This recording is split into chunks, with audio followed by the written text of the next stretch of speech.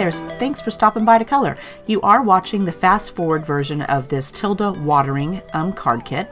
There is a real-time version if you'd like to watch that instead, so you can see all the details of the coloring and listen to the commentary and people ask questions or answer questions during the live video. Fast forward is just in case you are short on time and want to get through it quick, but you can still kind of catch the gist of what I'm doing here.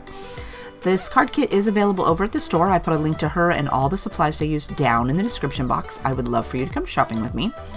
If you have a question, feel free to leave it down in the comments below and I will make sure to get back to you.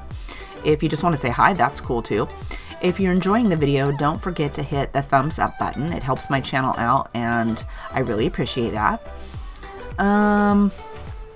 Anyway, in between each, I forgot what I was going to say. Between all the colors there, whenever we switch colors, I'm going to flash them up on the screen. But if you'd like to have a pin card, I post that over on the store blog.